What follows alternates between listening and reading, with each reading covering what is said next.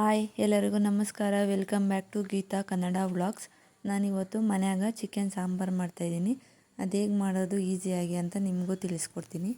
First chicken ಸಾಂಬಾರ್ಗೆ ಬೇಕಾಗಿರೋದೆಲ್ಲ cut ಮಾಡ್ಕೊಂಡಿದ್ದೀನಿ. Tomato, ಕೊತ್ತಂಬರಿ ಸೊಪ್ಪು, ಈರುಳ್ಳಿ, ಶುಂಠಿ ಬೆಳ್ಳುಳ್ಳಿ ಪೇಸ್ಟು. ಇಲ್ಲೇ ಚಿಕನ್ನ ಮ್ಯಾರಿನೇಟ್ ಮಾಡಿಟ್ಕೊಂಡಿದ್ದೀನಿ. ಇದಕ್ಕೆ ಮೊಸರು, ಉಪ್ಪು, ಖಾರ, ಮೆಣಸಿನ ಪುಡಿ, ಅರಿಶಿನ ಪುಡಿ ಹಾಕಿಟ್ಟಿದ್ದೀನಿ.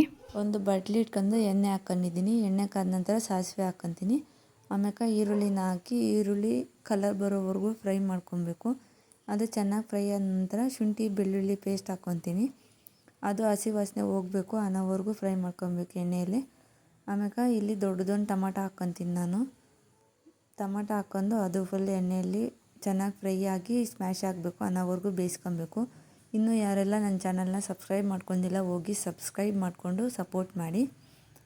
ಇದು ಫುಲ್ ಬೆಂದ ನಂತರ ಮ್ಯಾರಿನೇಟ್ ಮಾಡಿರೋ ಚಿಕನ್ನ ಹಾಕ್ಕೊತೀನಿ.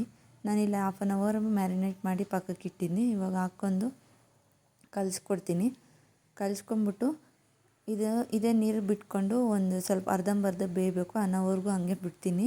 ಅರ್ಧಂಬರ್ಧ ಬೆಂದ ನಂತರ ನಮಗೆ ಎಷ್ಟು ಬೇಕೋ ಅಷ್ಟು ನೀರು ಹಾಕ್ಕೊಂಡು ಕೊತ್ತಂಬರಿ ಪೌಡ್ರು ಮತ್ತು ಗರಂ ಮಸಾಲ ಪೌಡ್ರ್ ಹಾಕ್ಕೊತೀನಿ. ಇಲ್ಲಿ ಉಪ್ಪು ಖಾರ ಹಾಕಿಲ್ಲ ನಾನು, ಅಂದರೆ ಮೊದಲೇ ಮ್ಯಾರಿನೇಟ್ ಮಾಡಿದಾಗ ಹಾಕ್ಕೊಂಡಿದ್ನಲ್ಲ ಅದೇ ಸಾಕಾಗುತ್ತೆ. ಇನ್ನೇನಾದರೂ ಕಡಿಮೆ ಆಯಿತು ಅಂದರೆ ಮತ್ತೆ ನೋಡಿ ಹಾಕ್ಕೊಬೋದು. ಇಲ್ಲಿ ನಂಗೆ ಖಾರದ ಪುಡಿ ಕಮ್ಮಿ ಆಯ್ತಂತ ಮತ್ತು ಖಾರದ ಪುಡಿ ಹಾಕ್ಕೊತಾ ಇದ್ದೀನಿ. ಇದೆಲ್ಲ ಬೆಂದ ನಂತರ ಕೊತ್ತಂಬರಿ ಸೊಪ್ಪನ್ನ ಹಾಕ್ಕೊಂಡು ಇಳಿಸ್ಕೊಳ್ಳೋದಷ್ಟೇ. ನೋಡಿ ಎಷ್ಟು ಚೆನ್ನಾಗಿ ಬಂದಿದೆ ಅಂತ ಚಿಕನ್ ಸಾಂಬಾರು. ಇದು ಬಿಸಿ ಬಿಸಿ ಹಿಟ್ಟು ಜೊತೆ ಸೂಪರಾಗಿರುತ್ತೆ. Super combination. ಒಂದ್ಸಲ ಟ್ರೈ ಮಾಡಿ ನೋಡಿ ನೀವು. Thank you.